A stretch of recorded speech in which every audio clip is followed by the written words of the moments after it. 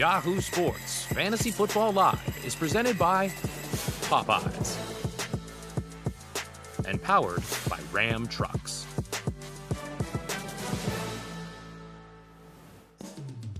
Ho, ho, ho! We're the merriest, we're the jolliest bunch of elves this side of the nut house. I had to really make sure I said that one the right way. It's the fantasy semifinals. You guys know the drill. Andy Barons, Matt Harmon. I'm Jason Fitz. Harmon, did we get you in a Christmas sweater coming into this show? I feel so festive, buddy. Yeah, technically it's a Christmas quarter zip. So I'm both festive and still classy.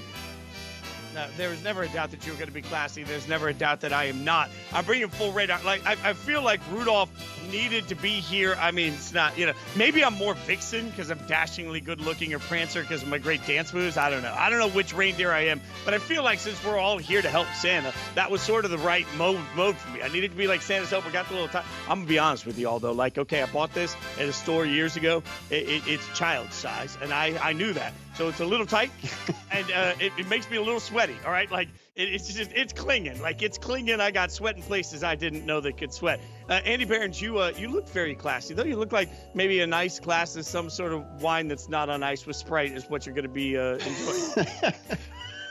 I'm feeling festive, man. Fitz, I gotta say, you're a chameleon. I just saw you last night on the Rivals signing day preview, and you looked all corporate, and now look at you wearing like this Norwegian reindeer pelt. It's amazing.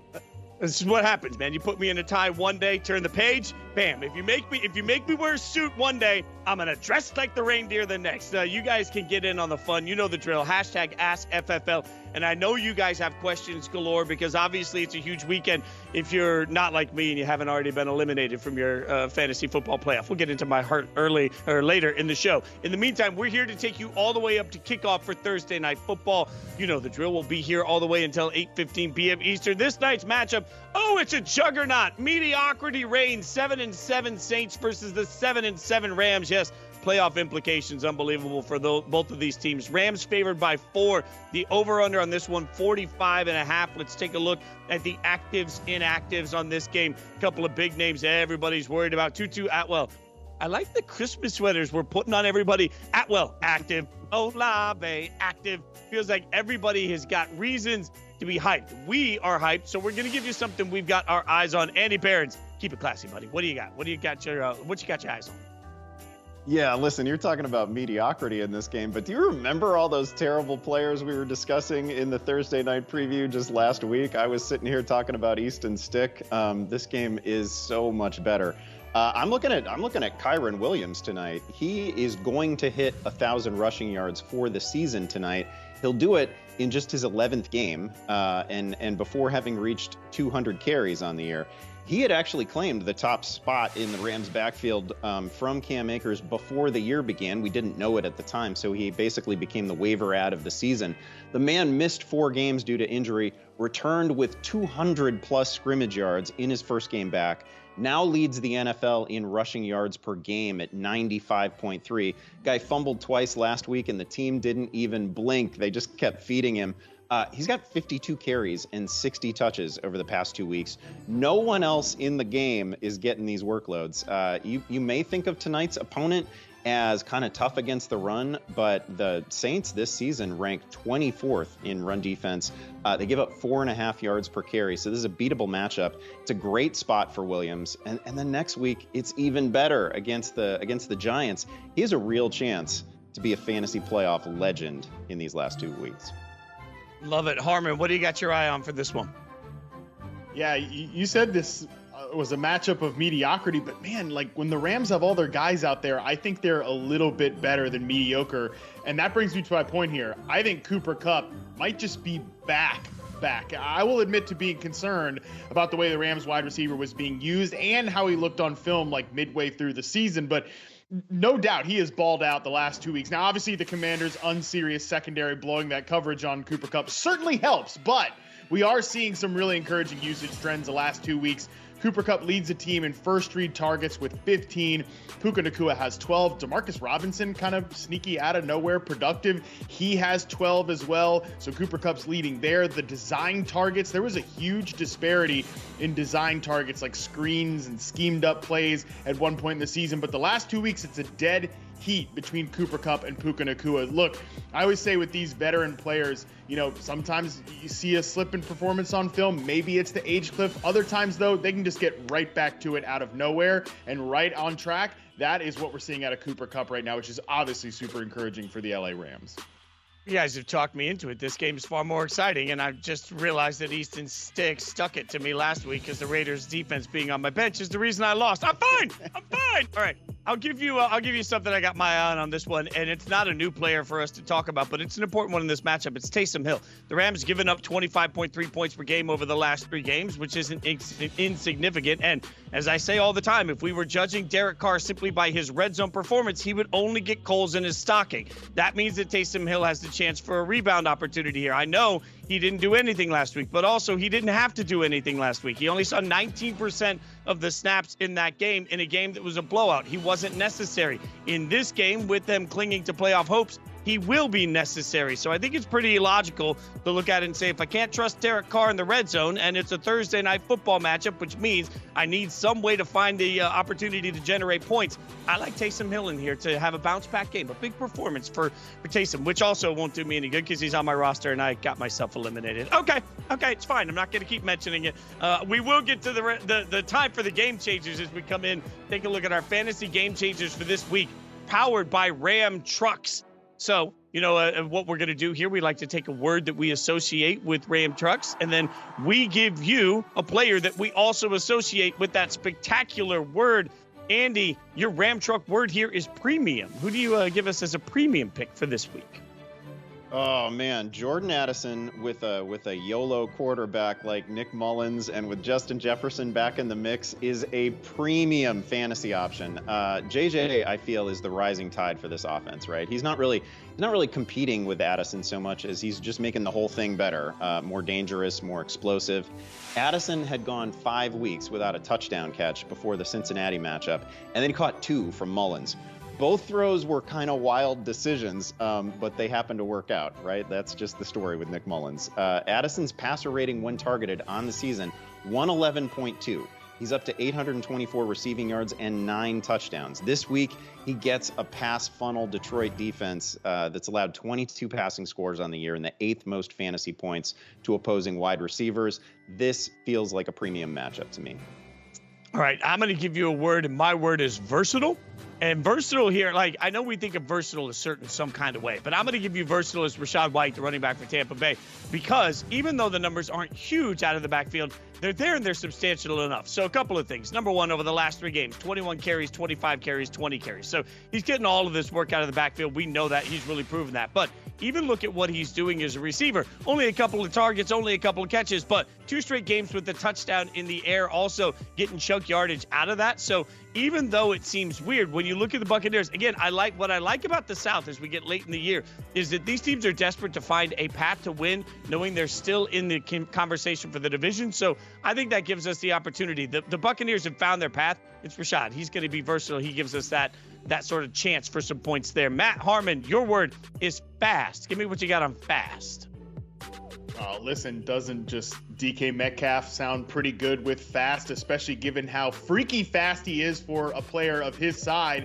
Now, look, I've lost a lot of money and a lot of dignity betting on this Seahawks passing game throughout the course of the season. But I'm in, okay? I'm in this week, especially on DK Metcalf.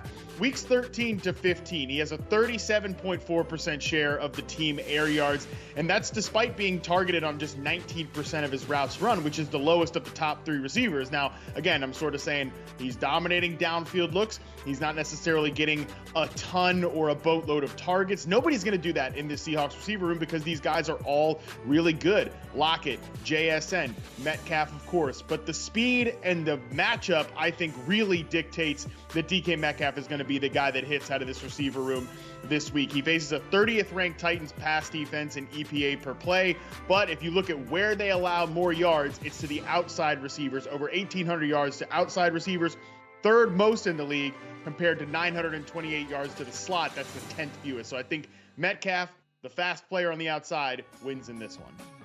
Yeah, I love that call by you. He's going to have his own feast, his entire Christmas Day feast. No matter what you're looking for in a light-duty truck, the 2023 Ram 1500's got you covered. Score yours at ram.com. Speaking of scoring, the beautiful team behind the scenes here managed to catch up with us. I forgot to make everybody some money. I forgot to bring in the noise, bring in the funk, and most importantly, bring in the props. We needed a little bit of help there. And by the way, great job by the crew behind the scenes with some Christmas decorations. We're going to try and help you guys get a little bit extra Christmas cash. So, Matt Harmon, give me a prop on tonight's game that you're looking at. Yeah, maybe you were just trying to blow past this so that we don't lose everybody their Christmas bonus that's just cashing, you know what I'm saying here? But nah, for me, look, I think this is a slam dunk. Kyron Williams over 88.5 rushing yards. Andy made a lot of great points already to start off the show about Kyron Williams, who is looking clean in this Christmas Rams sweater here. I mean, that Kyron, drop the link, drop the hookup, man, because that looks great. I think he's going to be hooking up fantasy managers and bettors tonight against the Saints defense. Like Andy mentioned, we think of this as a good defense. It's a good pass defense, but they allow 5.03 yards per carry since week 11. That's the third most in the league. And like Andy said, this guy fumbled twice last week. He still got 34 opportunities. I think he's going to have plenty of chances to run all over this Saints defense this week. Okay, Andy, give us a prop that you're out there liking. Oh, listen, the safest place to put your money, Matthew Stafford rushing props. Yeah, I think I've previously mentioned that I have a weakness for rushing props that involve immobile quarterbacks, and they don't get more statuesque than Matt Stafford. I'm going over 0.5 rush yards. Sign me up for this. It may have escaped your notice so far this season, but Stafford is actually averaging 5.4 rushing yards per game. Are you kidding me? That's his highest rate with the Rams. He's reached or exceeded this mark 10 times this season. I am only asking for a couple of scrambles here, maybe a sneak. Definitely no kneel downs. This number usually hits for Stafford. Okay. I don't know, Harmon. You warned me about this early on in the season. You said it's going to deteriorate. We're going to get into kicker props and half-yard props. Is this really what we're doing for America? Like, this is what we're giving people in their stockings right now. All right, look. Santa Claus, please hear my wish. Please let Matthew Stafford have a 2-yard scramble and the Rams win, and he kneels 3 times to end the game. Santa, if you listen, buddy, that's all I'm asking for this season. The fat man's going to be sitting there dunking his cookies in the milk and just laughing at all of us for playing a half-yard rushing prop. All right, I'll give you a prop that I like out there, and it's an Alvin Kamara prop. I think this one's a pretty easy one. 4.5 receptions. Now, if you look over the course of the last few games, 5 catches last week, 6 catches a couple of weeks ago, so it's right in the right range. But I would implore you to go back and look at the last time they took on Jacksonville in general, and what you saw in that game was 12 catches on 14 targets. Again, I cannot stress this enough. I think that when you start to look at what the Saints offense is going to have to do in a game like this, where I don't think their red zone offense is going to be very good, they're going to rely on Alvin Kamara. It just makes it easy for me to figure out the way that he is going to get those 4.5 catches. See, was that one at least legit, Harmon? Do we 4.5 catches? I would like the reindeer here would like the credit here. I feel like the elf failed us. The reindeer has gotten us there. Yeah, you can have some dignity this Christmas. Not Andy. Thank you. You know what? Dignity is what we're here for. Okay. Dignity? Are you kidding? Dignity. The man in the reindeer full footy pajama suit has the dignity here, not you, Andy Behrens. Thank you very much. When I put this outfit on, it screamed dignity in every possible way. All right, we're going to help you guys with some of your picks. Obviously, it's time to make your pick. We'll look at some tough flex decisions with multiple players submitted by you, incredible people. And I want to note here, before they pull the first one up, we were talking about this as we started. Andy Behrens, I think you have a good point here. People are desperate for help this week, but I think there's a reason people are desperate for help. Tell America what's really going on here, Andy.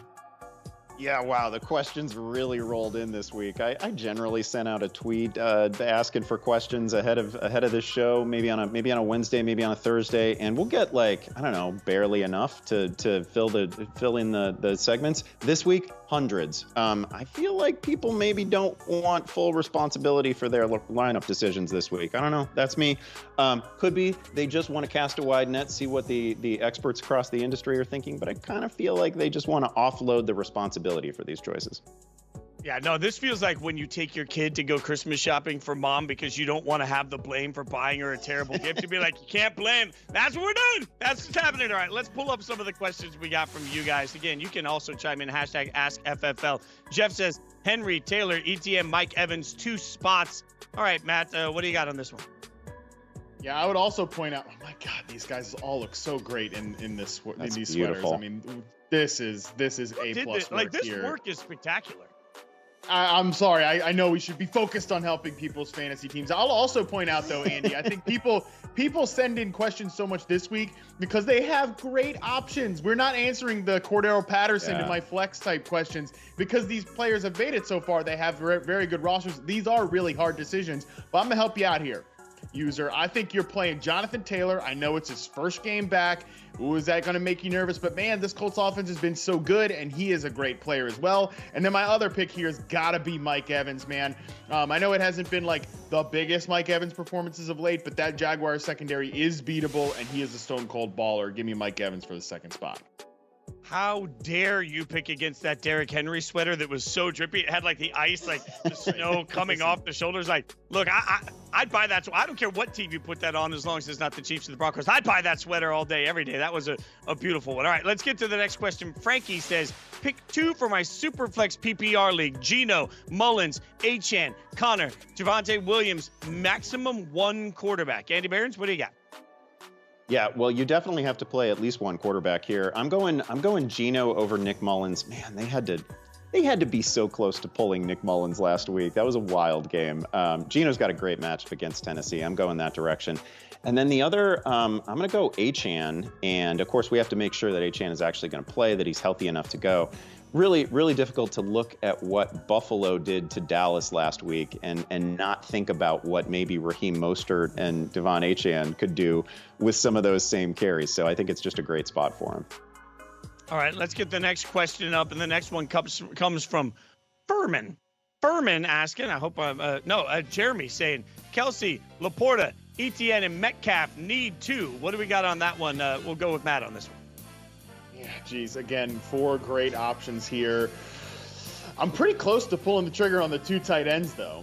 I'll say this, Travis Etienne, I'm picking against him in yet another question here, which means he's absolutely going to go off. But listen, the run game in Jacksonville has sneaky been terrible all season long, despite Travis Etienne's numbers. I know he's been a great fantasy pick for you, but I'm really concerned about that performance this weekend. So I will go.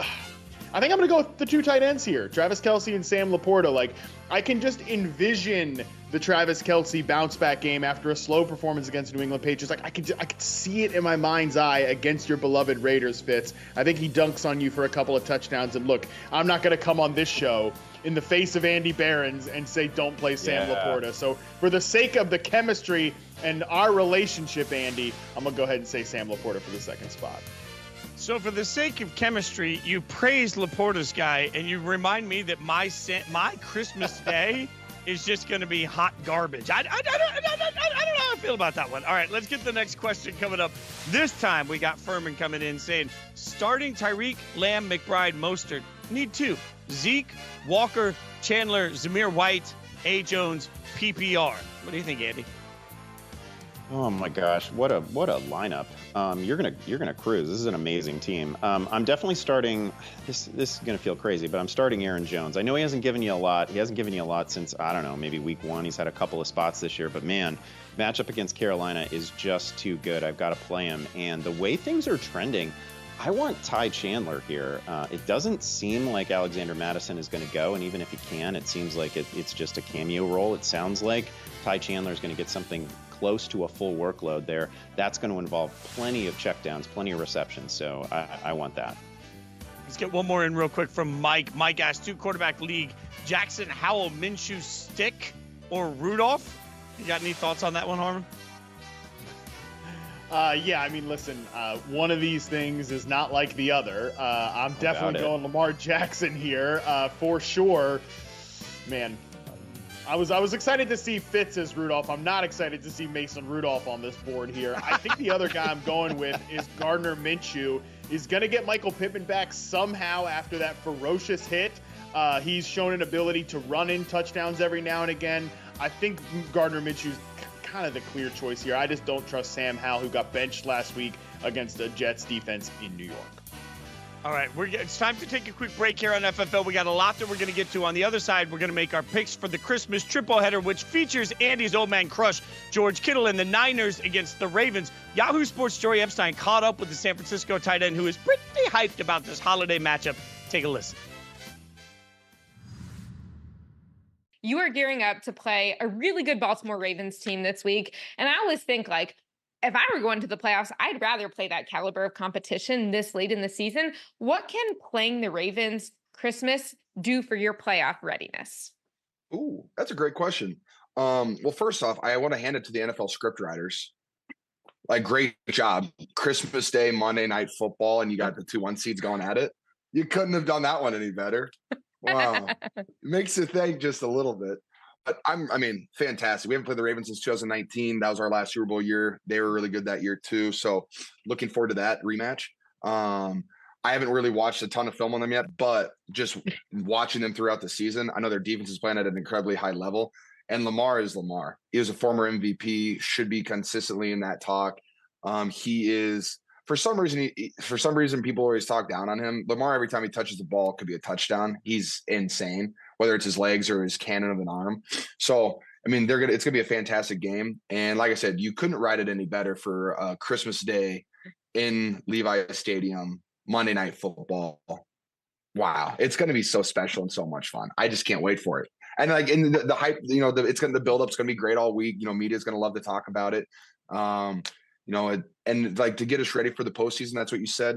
It's going to be huge because if they're the 1 seed versus 1 seed, those are two teams that are playing good football in December, and that's the football that you want to see. And so, I'm not going to say, hey, it's a must win or something like that. Yeah, of course we're going to want to win, but it's just, hey, how well are you going to play now, and how ready are you to really continue this fight and through the playoffs? Absolutely. The only thing that this Christmas game is missing is your backdrop right now. Well, I could bring it with me. You probably should.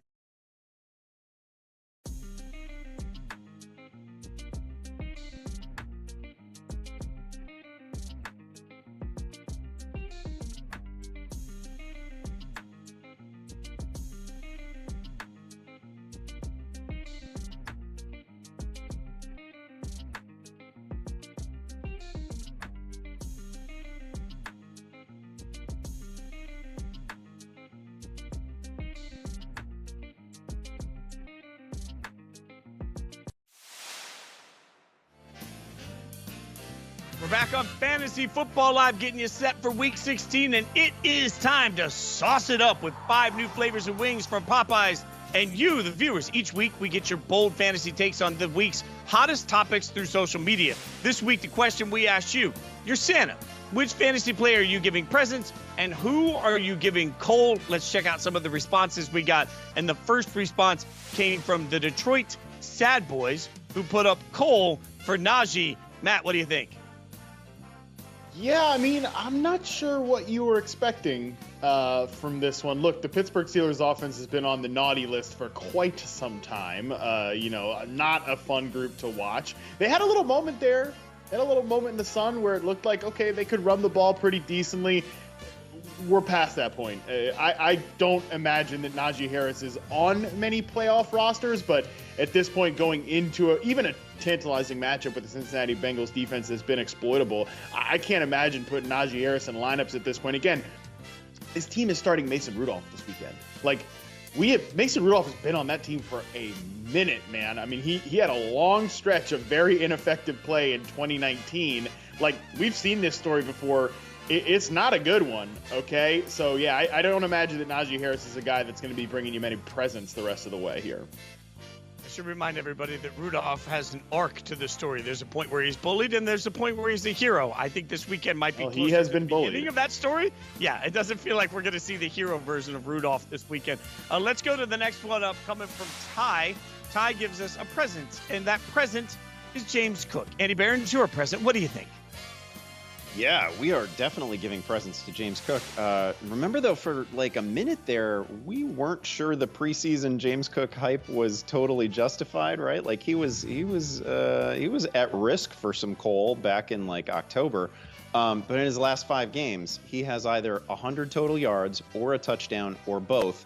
And he just single-handedly demolished the Dallas Cowboys, right, in a game in which Josh Allen barely had to throw. Cook gets a very friendly matchup this week with the Chargers. The Chargers just gave up a few points a week ago. I don't know if you remember.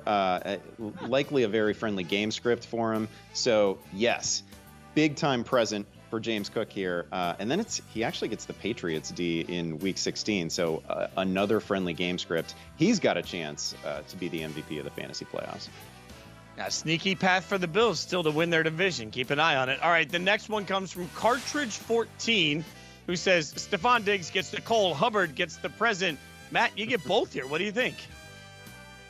Yeah, I got some stuff coming up on Stephon Diggs later, so I'm not going to, and for personal brand reasons, I'm not going to acknowledge that coal comment about Stephon Diggs. But I will say for Chuba Hubbard, I guess you can give him a present here for being a rock solid pickup off the waiver wire. It's crazy. Actually, Chuba Hubbard has had an near identical stat line the last 2 weeks, where he's played 76% of the snaps. So he has clearly iced out Miles Sanders, which, I mean, that has not been hard to do based on how the way Miles Sanders has played this year. But week 14, Chuba Hubbard had 23 carries, 87 yards, 2 catches on 2 targets. In week 15, 22 carries, 87 yards with 2 catches on 2 targets. So remarkably consistent. I guess it's like the most mid-present ever, but a present nonetheless. All right, let's get another one in here. This one comes from Ray, speaking of on brand. We'll get Ray's question in here as Ray says, Sam Laporta gets the biggest box under the tree. Andy Behrens, I can't imagine what you have to say about this one. Oh, yeah, he does. Christmas came early for the Laporta drafters, didn't it? He waved us into the fantasy semis last week, 3 touchdowns. Sam is actually either on pace for or within reach of every rookie receiving record at his position. I don't know if anybody was more bullish on Sam coming into the season than I was, and I dramatically undersold him. I did not see this coming. He's obviously an excellent blocker, important to the team's run game and all that, so he never comes off the field. He's played 84% of the snaps on the year. He doesn't just get a present. He gets like whatever the cool must-have present is that you brag to your friends about, right? That your parents have to buy on eBay because it's sold out in every store. That is what we need for Sam Laporta. Yeah, and by the way, there's a lesson we can all learn, because if you remember, as the Lions draft was going down, there were a lot of questions about it. And by the end of it, everybody was just like, wait a minute, this is a better draft than we thought it was. And you look back on it now, and it's like, maybe we revise. Like, I just want to live in a world where we don't judge the draft until the end of at least the first season. That's all I'm looking for. Remember to sauce up your game day with Popeye's Wings, now available in 5 new flavors, including signature hot and honey barbecue. Yum, yum. Make it a combo and cool things off with an ice-cold Coca-Cola. Available now for pickup and delivery at Popeyes.com or through the Popeyes app. So, as I mentioned earlier, my Christmas is going to suck. Why is my Christmas going to suck? Because the Raiders are playing the Chiefs, and I know that this is going to be painful. But I also know that our primetime pick segment has become painful. Like, are y'all even trying anymore? Like, I won to recap. We've been taking primetime picks. I won by such a convincing margin that last week we just decided we'd do a 1-week exhibition and we'd use different games for that. I'm going to be picking last because yet again, I kicked your butts. Like, are we even trying here, gentlemen? I just need to know. We're about to go through the Christmas triple header. Matt Harmon, are you going to give your best effort here?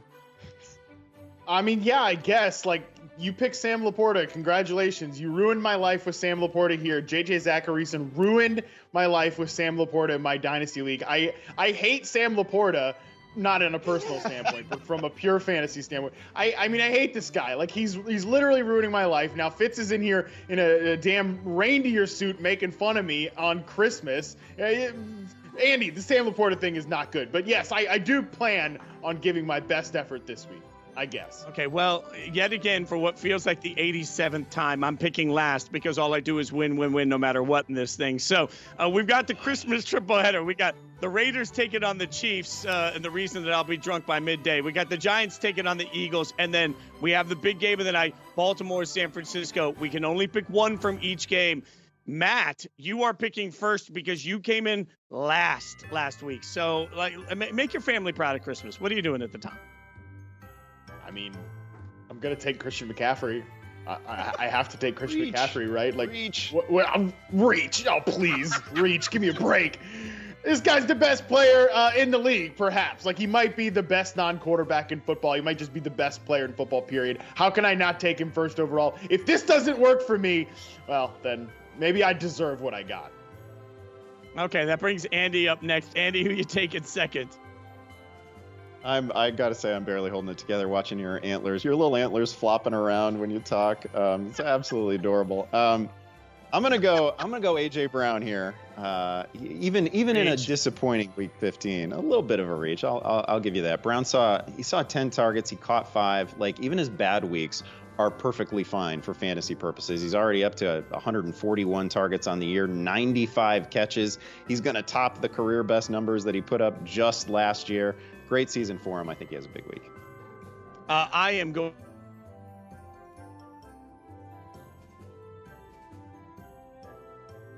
The hurt to come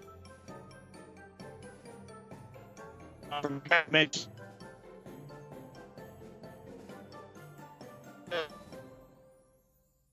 As my first pick off the board going there. So I'm taking Kelsey out of this thing. That brings us back to Matt. Matt, who you got? Pretty reasonable pick, I suppose. If you want to take, guys who are on the decline, dating world pop stars, I guess. Like I said, though, I do think he's going to slam 2 touchdowns on your Raiders. So at least if Fitz wins this week, it's going to come at some kind of cost. The Eagles. If it's only 2, I'm happy. If it's only 2, it's hot. Fair enough. The Eagles cost themselves a lot of money when they paid Jalen Hurts in this offseason. I don't know why it's like we're afraid to criticize it. Like, the one of the big reasons that the Eagles offense is underperforming is that their quarterback is just not throwing the ball really well right now. It just kind of is what it is. But from a fantasy perspective, we all know what we're counting on here. And I'm not going to make any butt jokes because I'm trying to stay on the nice list this Christmas. But again, we all know what we're counting on here. Okay, and that means, Andy, you're back up. Who do you got next? Yeah, I'm gonna ride this Deebo Samuel streak because it's crazy, and we'll see where it leads. He has 441 scrimmage yards and 8 touchdowns over his last 4 games. He gets so many touches like at or behind the line of scrimmage that you can't scheme him out of a game plan. So give me Deebo. He's red hot right now. Okay, you guys are putting together great teams, but I'm going to be the counter here, and I'm going to go Devonta Smith here for a very simple reason. Because every single time he catches a touchdown in this game, Matt will sit there and say, why? And Andy will sit there and say, why? This is such an easy pick for me. I go with Smith coming up there. So that takes us back to Matt. Who you got, Harmon? See, that is the high-level strategy that has won you so many contests so far. I will go with Chiefs rookie wide receiver Rashee Rice, another bit of pain that's going to be put on the Raiders this weekend. Over the last 2 weeks, Rashee Rice has run around on 80.2% of the dropbacks, getting a lot of those schemed-up touches that Andy mentioned. It's hard to take away. Now, Rashee Rice is not Deebo Samuel, but again, he's been really good of late. He is an easy third pick for me here. Okay, that means, Andy Behrens, you got to get you a quarterback. Who you going now? Yeah, well, since Herman has Rice on the roster and you've got Kelsey, I got to take Patrick Mahomes and do the thing that fantasy managers decide they can do, where they can negate some points or whatever. Patrick Mahomes. I heard Aiden O'Connell. He wants to take Aiden O'Connell. We all heard that, right? Aiden O'Connell. Either O'Connell or Patrick Mahomes. It was almost a coin flip. I went with Mahomes. Just had 298 and 2 against the Raiders like a month ago. Seems like a pretty good choice for me. Okay, so now I look at the board, and I see across this that taking Purdy would make a lot of sense because then I would get points out of all of it. But that's not what I'm going to do. I'm going to do the opposite here. I'm going to take the guy that should be the MVP, Lamar Jackson, and I'm going to make Lamar here because nobody's got anybody on the Ravens side of the conversation. So every time Lamar does anything, it benefits only me. I'm the only one that gets any benefit from this. So I'm going to need Lamar to go out and have his Heisman moment type game in this process. He's going to win himself the MVP after he goes off on that. We'll let you know how we did next week, especially if I won. That's the one thing I can promise you every week, because I'm not shy about it, although the season contest is already over. I should remind everybody of that. I should also remind you, each week Sal Vetri offers up unique fantasy advice here on the show. Let's check back in now with Sal for his 7 key findings for week 16.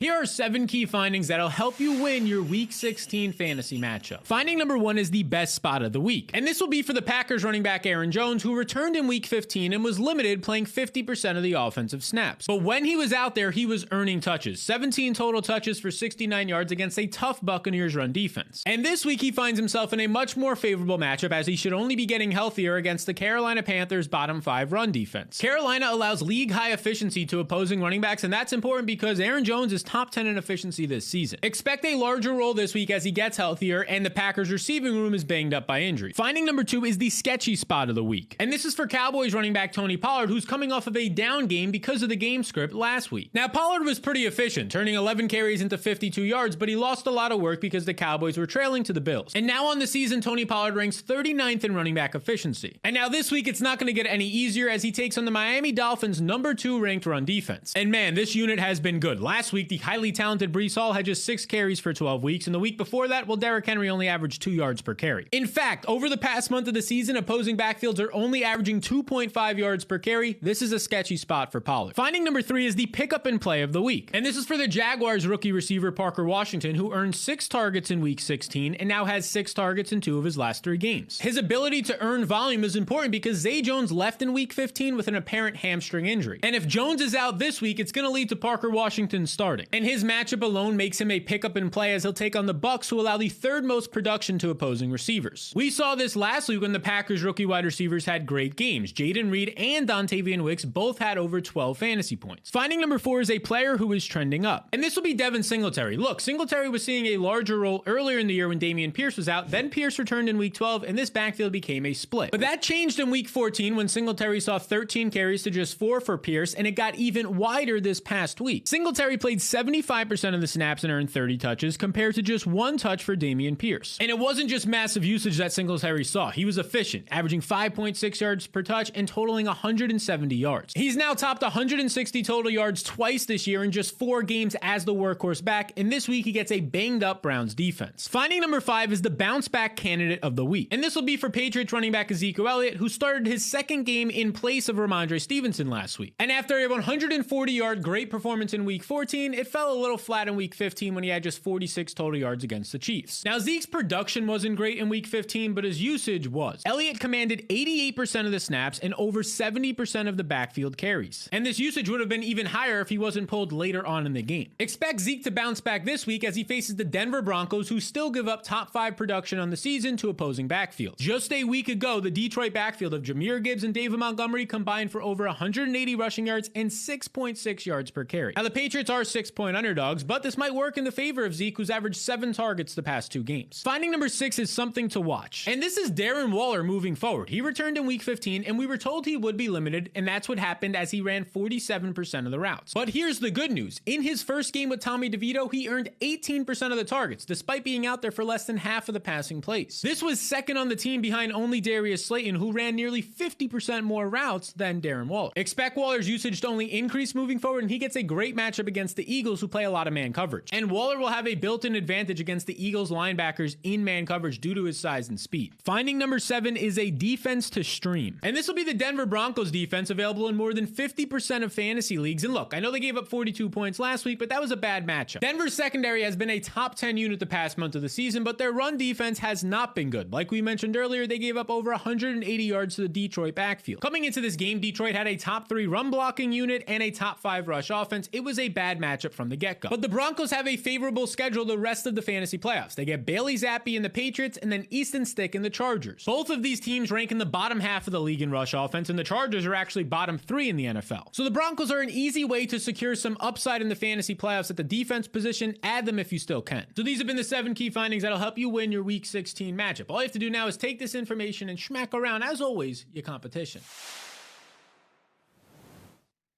All right, it's a party now. We got all of us together, and just like the stockings hung by the chimney with care, we are all going to be here to stuff your stockings with great fantasy semifinal sleepers. Bringing Sal in with the gang. We're going to let we're going to let Sal get things started. I can talk. Sal, give us a sleeper for week 16. Yeah, my stocking stuffer sleeper, I'm going to go to a rookie, and it's Jackson Smith and Jigba from Seattle. And here's the thing with these rookies. The second half of the year, we usually see rookie wide receivers get comfortable, start to come on a little bit more, and that's what we're getting from JSN. Since week 9, he's earned 20% of the targets, competing with DK Metcalf and Tyler Lockett. That's very impressive. And he's even been performing in difficult matchups. You've had the Cowboys and San Francisco 49ers over the past month. He had 18 targets against them. You saw him catch the game-winning touchdown last week against the Eagles. He's starting to come on. He's beating man coverage at a higher rate right now. And this week, he gets the Tennessee Titans. They have the 30th ranked secondary. They just gave up over 80 yards and a touchdown to Noah Brown and Case Keenum last week. I want JSN this week. And then even heading into that following week, your fantasy championship, a beneficial matchup against the Steelers. All right, Harmon, what do you got as your fantasy stocking stuffer? Yeah, I'll stick with the rookie wide receiver theme here and talk about Dontavian Wicks, the Packers rookie wide receiver. Now, my reception perception subscribers, they know that Jaden Reed is a stone cold baller, but he is not the only Packers rookie wide receiver that looks good when I'm charting these guys on film. Like, Wicks he knows how to beat man coverage, and he ranked 5th in success rate versus press in the in-season RP rookie report. Just had 97 yards last week against the Tampa Bay Buccaneers, but his playing time has been ticking up. Like 4 straight games, we've seen his routes run jump. Like, I just think this guy is a legit player. Playing the Panthers this week, they're a better pass defense than a run defense, but still don't think it's like a stay-away matchup. With Christian Watson and Jaden Reed not practicing this week, I think you can play him here in week 16. And honestly, like at worst, I think this guy is their long-term wide receiver 3, and he's going to help you down the stretch.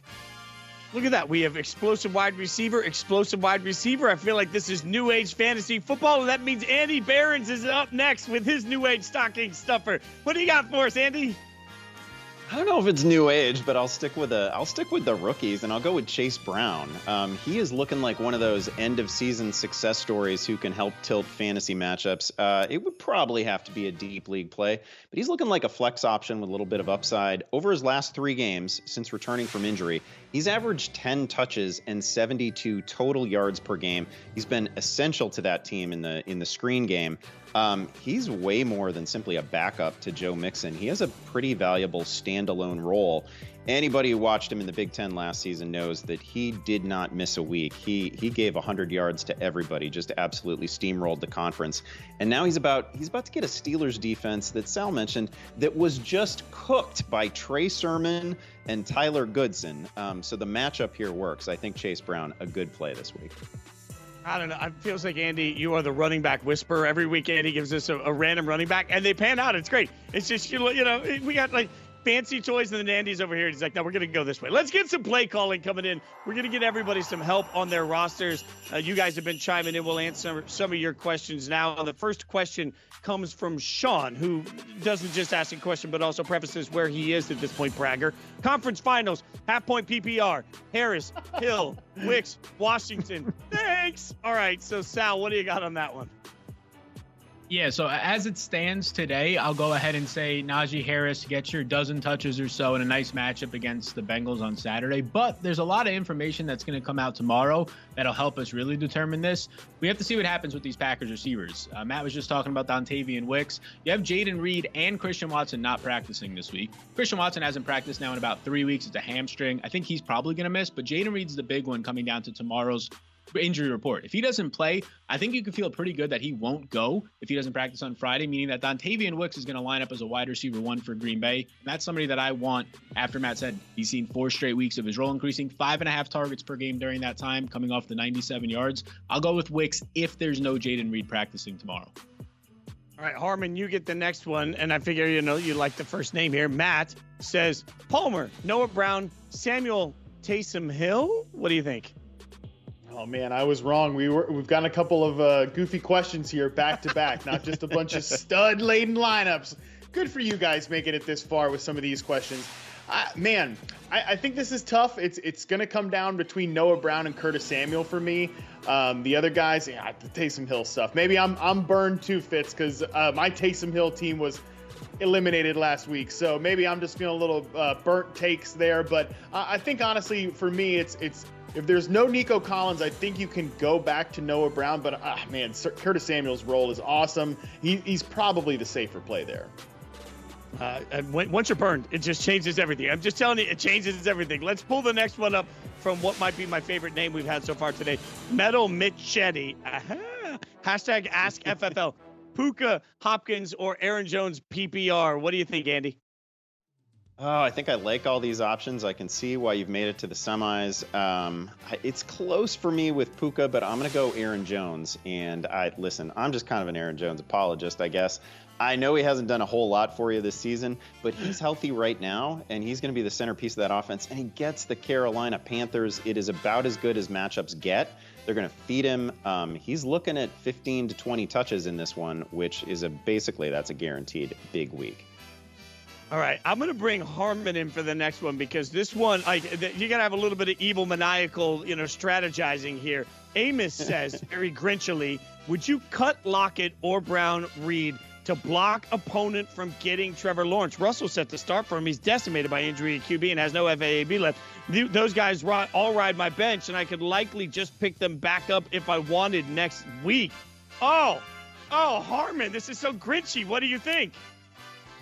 Yeah, look, let me just tell you, man, I'm not here to be the fantasy football morality police. Like, I know every fantasy analyst right now has got takes on, well, the teams that are eliminated, they cannot use the waiver wire. If they use the waiver wire after they've been eliminated, you must send them to jail. It is the worst defense possible.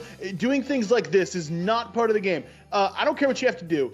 Just win, baby. You want to block them from picking up Trevor Lawrence? You have my permission to do it, okay? There's no right and wrong here. There's no rule book. Find me the fantasy football rule book, okay? If you can find it to me, if it's etched into stone there, Andy Barron's probably etched it into stone himself. If you can find it, I'll read it. But until you can find the rule book, then go ahead and do it. All right? You want to block this guy from picking up Trevor Lawrence? You don't need my permission to do it. Number one, do whatever you want. But if you want my permission, go for it. Oh, man, I'm telling you, Holiday Hoobie Wuddy. He has got all of the Grinchmas going right there. I love every ounce of this. All right, Sal, you get the next one, and the next one coming from Tim says, Deontay Johnson, Zach Moss, or Jaden Reed, half PPR. What do you think? Sal gets an easy one here. Sal, go. What do you got for us? Yeah, so I'm going to say if Jaden Reed, we were talking about him earlier, if he's indeed going to suit up and play, I'll take Jaden Reed because he's doing absolutely everything that you want as a fantasy manager. He's scoring touchdowns, maybe the hardest thing for your players to do. He's doing it with ease. He's having these explosive plays like every week of 15 or more yards, and he's getting volume, not just in the air, but on the ground. He's doing everything perfect. It'll be a nice matchup if he suits up. Now, if he doesn't go, you might just have a process of elimination here. Jonathan Taylor, if he's back, I'm not going Zach Moss. You end up with Deontay Johnson. If there's no Jonathan Taylor, I'll go with Zach Moss. All right, let's get the next one to hear from Christopher Christopher asks, James Cook, Devontae Adams, Garrett Wilson, or Ty Chandler, half PPR. Andy Barons, what do you think? Oh my goodness. I think no matter what direction I go, I'm benching three really good players here, but I don't see how you can not play James Cook. Again, he's coming off a dominant performance against the Dallas Cowboys, almost single-handedly beat that team. And this week, it's the Chargers. It's a much friendlier matchup. I have no reason to believe he won't go off again. We talked about it earlier. This is 5 straight weeks for Cook with at least 100 total yards and a touchdown or some combination thereof, right? Like, he is just on an absolute heater right now, and it's going to continue against LA. All right, that you guys can keep your questions coming. Hashtag AskFFL. That's the way to get in on the fun or the naughtiness. Either way, the naughty and the nice. We'll cover all of it as the show goes on. In the meantime, you, the viewers, are handing out presents to James Cook, who's coming off that 35-point performance against Dallas that was absolutely epic. Austin Eckler offered his thoughts on the Buffalo running back second half surge on this week's Eckler's Edge. Check a little of it out here. From the very beginning of the season, you can see the expectations that they had for him because they were giving him the ball. Like, I mean, this guy, he's getting that that 15 to 25 carry range. Like, that's usually that's the workload of the back. And then it was like, oh, this is a high draft pick. Hey, we're getting more confidence in this guy. And, throughout the rest of the season, especially in these past few weeks, we've been seeing him get that opportunity. So what I think has been happening is his first year is like, okay, let's get this guy acclimated, get him, just being around a pro, see how he does. And so now it's like, okay, now we've built up with James where it's like, hey, now you're our guy. And now he's getting his opportunity. And when you get an opportunity, hey, like, let's go, let's use it. And now he's, been a pivotal part of the offense. They're willing to lean on him. And I think he's been proving that, right? He's been catching the ball well. He's been running the ball well. He's earned those reps and that opportunity to continue to hold down the number one spot there. Hey, he's got a reputation to fill with the Cook family there, His brother's been doing it for a while, and so, hey, it's his turn now.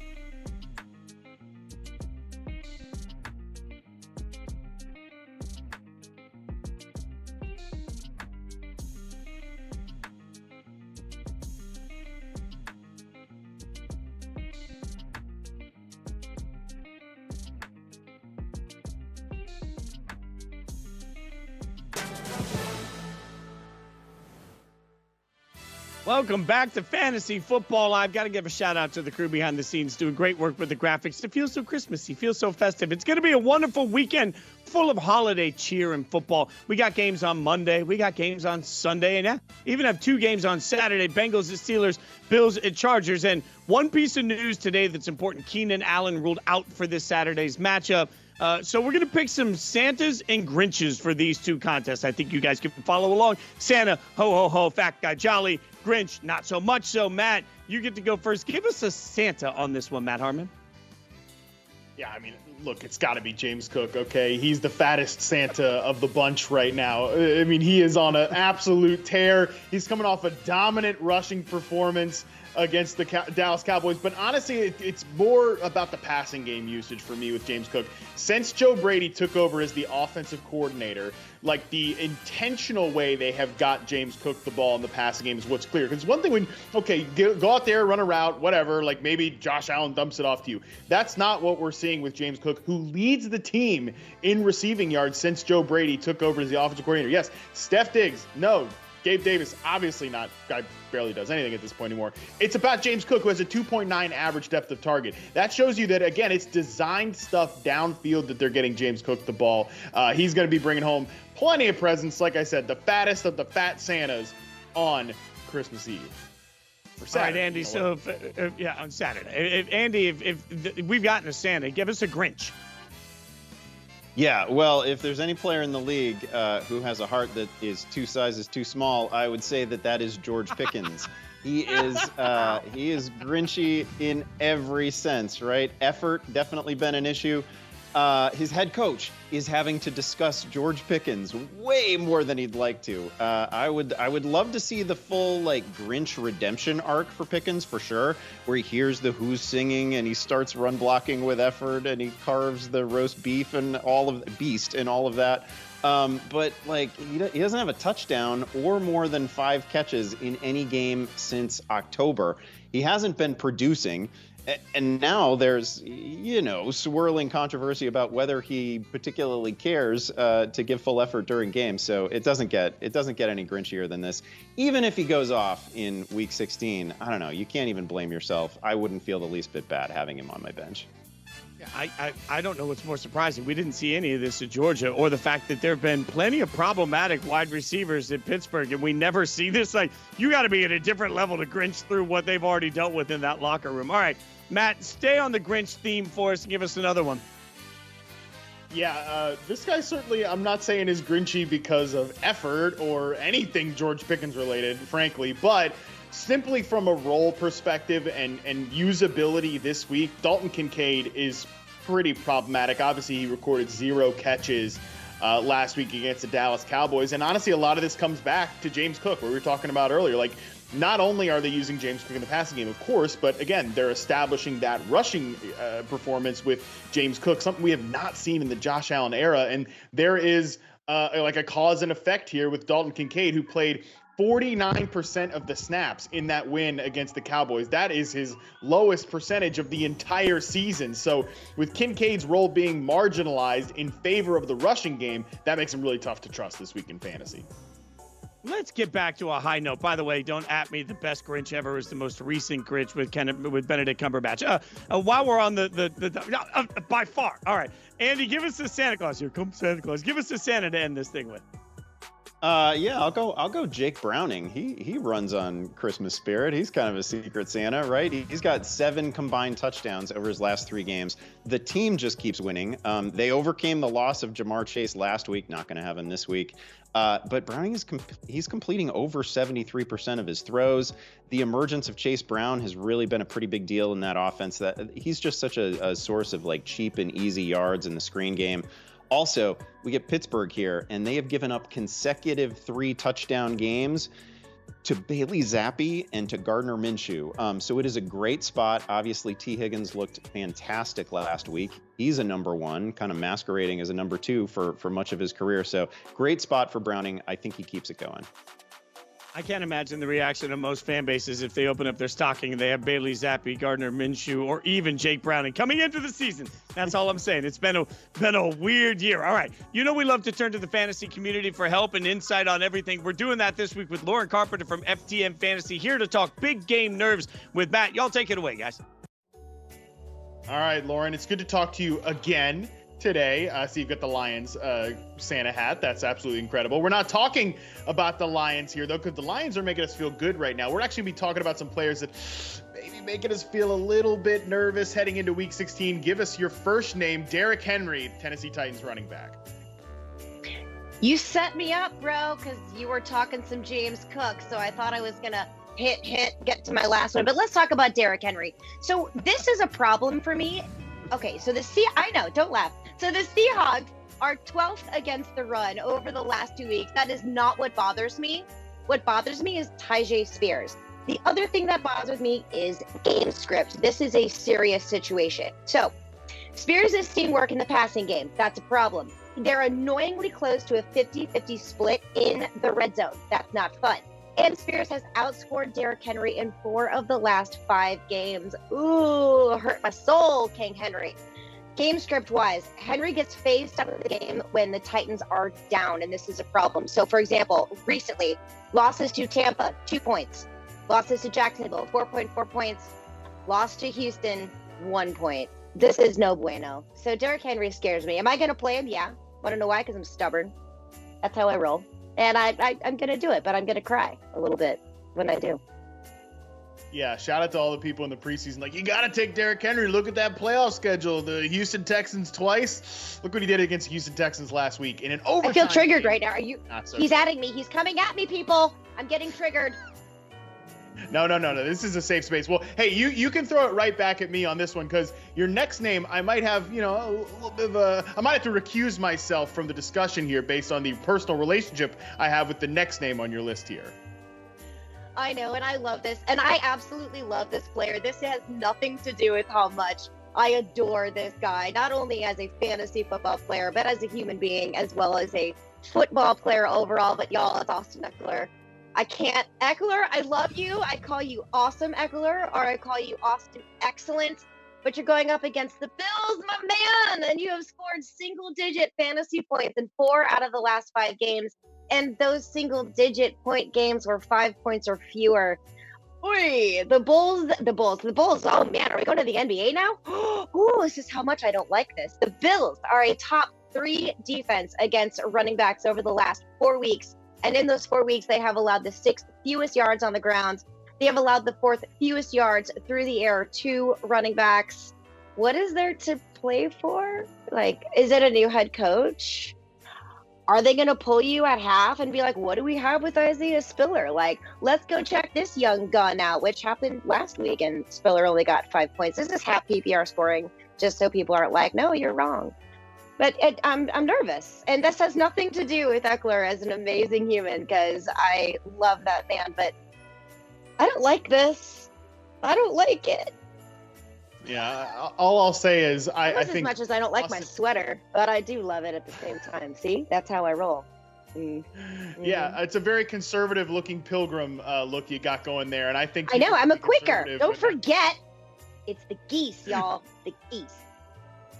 Shout out to you, Mike and Jack Waldo.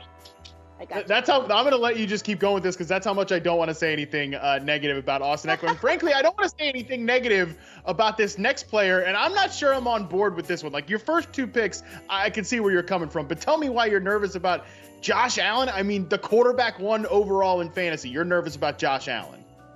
I am. Because there's been a regime change. You guys just talked about it. It's James Cook. This is let's get cooking. We're not talking about Dalvin Cook. We're not talking about Russell Wilson. We are talking about James Cook. And shame on me for not believing in this earlier on in the season, but James Cook has become a thing. Now, before, we did have to worry every once in a while about Josh Allen not having that really awesome 20-plus point, if you're in regular scoring quarterback leagues, game where you're like, oh, yeah, let's go. It was like that real bad Bloody Mary that you get with the cheap zing-zang that's watered down with ketchup. This is where we had to go. Okay, then everything can bounce back. Nay. Now we have to worry about James Cook now suddenly taking over the offense. And this is wonderful for him. It's wonderful for real fantasy. But he is so involved in the receiving game. He's involved in the run game. And the Chargers, bless them, bless their heart. This is not a great defense.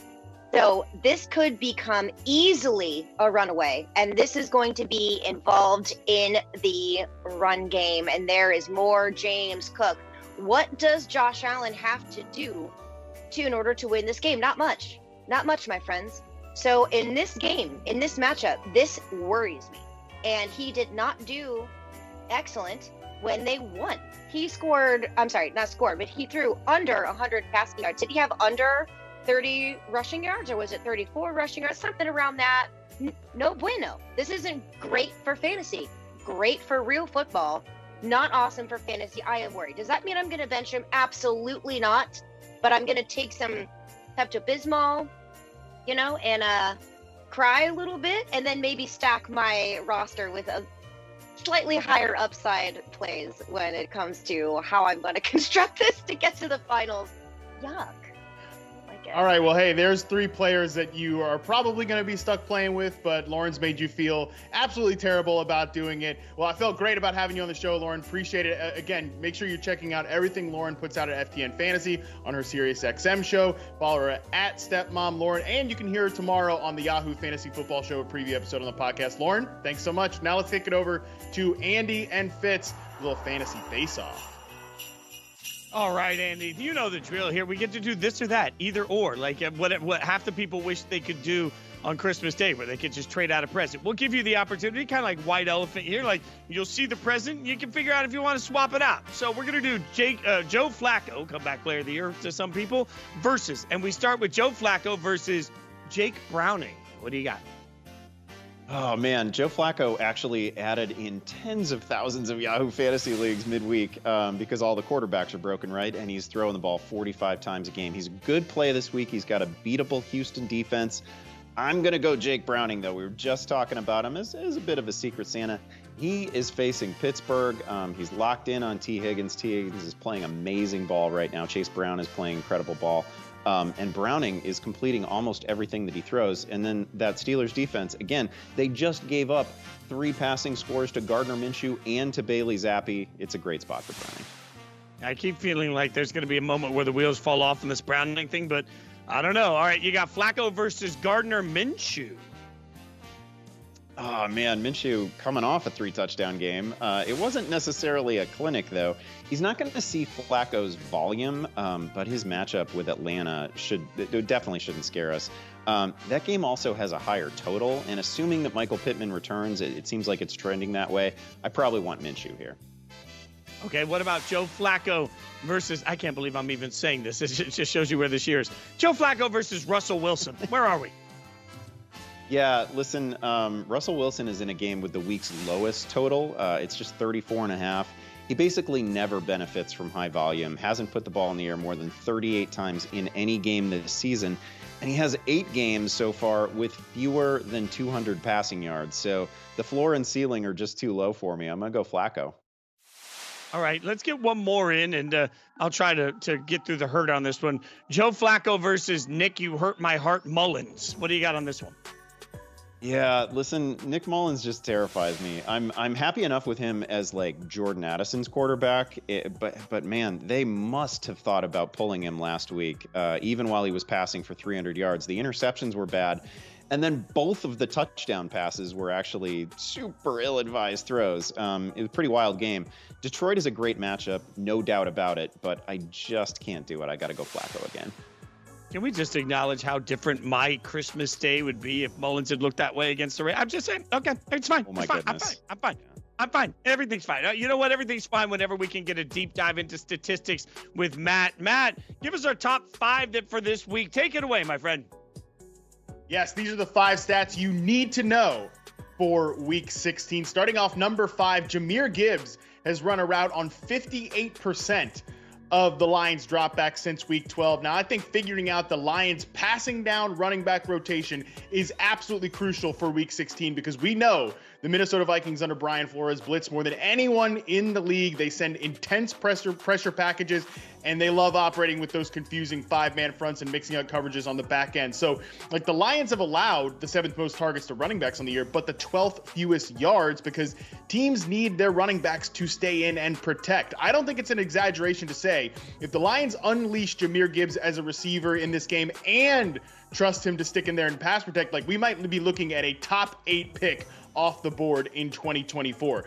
Now, your number 4 stat you need to know is Joe Flacco, the aforementioned Joe Flacco, has the lowest expected completion percentage, 59.9% among quarterbacks this season per Next Gen Stats. It is clear as day that Kevin Stefanski has felt most comfortable with Joe Flacco running his true offense more than any other quarterback the Browns have employed since Jacoby Brissett in 2022. And this is a well-designed offense, folks. So with Joe Flacco out there, we can dial up expectations for all Browns pass catchers. As long as Flacco's under center, even if he turns the ball over, he's making those big boy throws. Now, your number 3 stat you need to know, Stephon Diggs has a 41.9% share of the first read targets with the Buffalo Bills over the last 3 weeks. That is the 5th highest among any pass catcher per fantasy points data. This is critical because it shows that while Stephon Diggs has not had that monster game of late, he is still the focal point of the Bills' pass attack.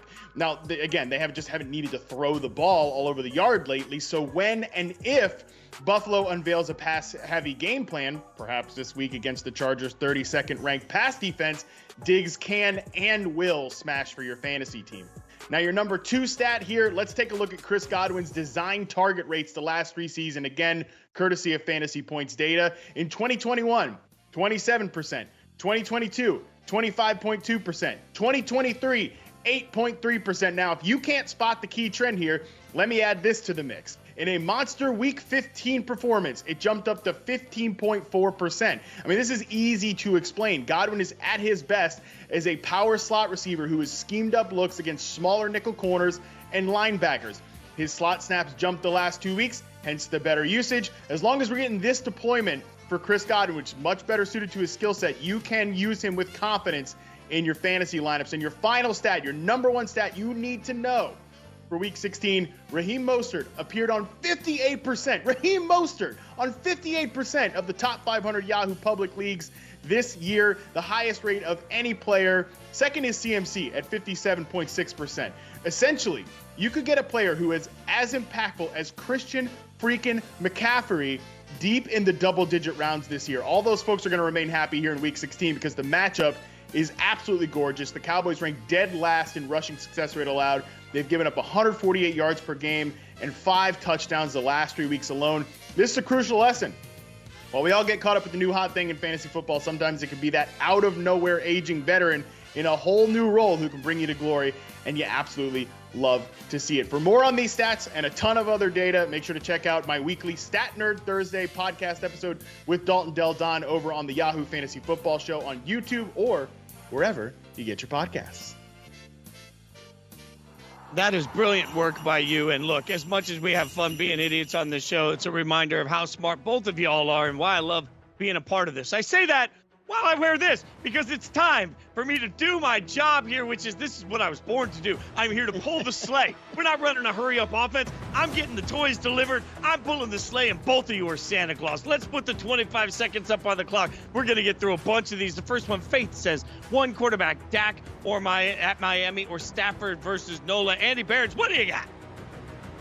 Oh, look at your little ears and antlers flopping around when you get so animated. I'm loving this show. I'm gonna go Dak here. It's close, right? The total in this thing is like 49.5. It's gonna be a shootout. We expect a shootout. I understand asking the question. It was a tough week for Dak, but come on.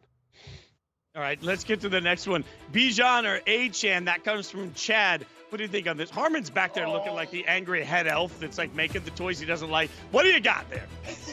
Oh man, how can you play Bijan Robinson over after what you saw last week? But man, I think I'm gonna do it. Devon Achane, look, he's either gonna give you 25 points or he's gonna give you 5. So with that in mind, I think I'm gonna go with Bijan Robinson here. Oh, he still got it in under the clock like a professional. The next one comes from Whitney. Says Devontae Adams to Rashee Rice. Do I take a flyer and start Mullins over Tua? Thank you. What do you think, Andy? Yeah, that's going to be a no for me on Nick Mullins. Again, I like that he's throwing the ball to Addison and Jefferson, but come on, I got to go Tua there. And then I have Devontae Adams just a hair over Rashee Rice. They're both in great spots. Yeah, you do. Oh, you're making this reindeer dance like a maniac on that one. All right, we got more coming. Don't worry, everybody. This is just the jolly old elf that I am. Kokal says, should I give Eckler one more chance or should I play Ty Chandler? I know he's your boy, but after last week, Chandler seems the better option. Harmon, he is your boy. What you got? You know, I don't want to say it out loud. I would write it down on a piece of paper and hold it up if my handwriting was even mildly legible, but yeah, Ty Chandler is the right answer. Don't tell him I said that. Somebody clip this off and please start Eckler's Edge with that. Next up, Ken says Zay Flowers at San Francisco or Dontavian Wicks at Carolina. Flowers coming off a foot injury, bad game versus Jack. Wicks had bad matchup, but Christian Watson and Jaden Reed will probably have. I have this decision both half PPR and standard leagues. It's the right call. What do you got here? Thank you for the essay. Appreciate that. I'm gonna go Zay Flowers here. It's one bad game. Yeah, I know he's a little dinged, but man, he'd scored in back-to-back weeks before that. That penalty goes to Ken for asking too long of a question. Yeah. All right, next up, Huday Chris, Flex, T. Higgins, or Aaron Jones, PPR League. What do you think, Harmon? Yeah, thank God you didn't send this to Andy because he definitely would have told you to play Aaron Jones. That was the most accurate thing you said on the show all year, Andy. You are the chief Aaron Jones apologist. I mean, since I've known you and since I've known Aaron Jones existed. With that in mind, the answer is actually T. Higgins here is going to get a #1 receiver target share this week without Chase. Still gets it. Oh, look at the pride. Kyle says Stafford worried about Saints Thursday night, but he's been on fire. Or Kyler with the revamped Bears. Andy Behrens, what do you think? Yeah, Stafford really has been on fire. I would go Stafford here. By the way, I would actually play T. Higgins over Aaron Jones. I know that's not really my brand, but I would play T. Higgins over Aaron Jones. I want Stafford there. Not that I don't think Kyler's a good start, but man, Stafford is looking so good, and those receivers are great. Andy, we got to go over the rules here. All right, we already went to the next house. You backtracked to the house behind us. Like we already dropped those presents down the chimney. Now all of a sudden you're back at the other one. Revisionist history. I don't know what we're doing here. All right, Vinny comes in and says, at tight end, Hawkinson versus Detroit or Njoku at Houston. PPR. All right, what do you think, Harmon? Yeah, part of me wants to say you can't start the player if you spell their name wrong, but I actually think TJ Hawkinson is the correct answer here. PPR, he's going to get a ton of catches. Nick Mullins feeding him, revenge game. Both these are great options. You can't go wrong. I'll go Hawkinson slightly. I cannot believe he corrected the spelling on it. Joe, who's got a monster mustache there, says Devin Singletary or Jordan Addison at flex. I'm so flexed by that mustache, I don't even know what to say. Andy, what do you think? Yeah, any opportunity to pivot away from the Houston Texans offense when it's led by Case Keenum and doesn't have its best receivers, I think I'm going to take advantage of it. I'm going to go Jordan Addison here. Again, that guy's got he's going to finish the season with 1,100 yards and like 10 or 12 touchdowns. that's remarkable. All right. Next one comes. Camelo says, Lamar or Brock Purdy throwing the flag. 6-point pass TD. What do you think, Harmon? Pass. Can I pass on the question? No, you cannot pass on this answer. Like, all right. It is too difficult, though. I mean, because I can tell you that the weakness of the 49. I mean, it's not that it's not easy. It's just that it's too hard. I mean, the 49ers' biggest weakness is the run game. Can Lamar Jackson take advantage of that? But with the passing touchdown bonus, I'm going to go Brock Purdy. I still see him throwing 3 touchdowns in this game. Woo! Woo! See, look at that. We just had to pin him down. I think we got this one. Chris, PPR, not sure on who to start as flex between Waddle and Metcalf. Already starting DJ Moore and Ayuk. All right, what do you think, Andy? Yeah, well, I love what you're already starting. This is close. I'm going to go DK Metcalf here. You heard Harmon talk about him earlier. It's a great spot. Yeah, it's a really, really good spot against Tennessee. And Metcalf has been playing kind of out of his mind lately. So that's where I'm going here. I think the ceiling is with DK. All right, we've decided the most important thing, which is I'm obviously the reindeer. Andy Behrens is obviously like Santa's best helper, and Harmon's the one running the whole shop behind that's just keeping us on schedule. Let's go. That does it for this edition of Fantasy Football Live. Check back in all weekend for the latest on player news. And our own Scott Pianowski answers your last-minute lineup questions on social media. Hashtag Ask Give him a shake. NFL Give him a shake. Morning. Yeah, you give him a shake. They do the whole thing. Most importantly, I got to give our crew a shout out. They did a great job. It takes a lot of work to put these shows together, to let us be idiots. They've done a great job throughout this entire course, but the graphics today were really incredible. It was enjoyable. I hope you had as much fun as we had. And for all of us on this show, have a wonderful and safe holiday. Enjoy every second that you can through your Christmas break, and enjoy it. We'll be back next week. In the meantime, have a great holiday. On behalf of Andy Behrens, Matt Harmon, I'm Jason Fitz. I can't believe I made it through the whole show wearing this. Thanks for hanging out with us on Fantasy Football Live.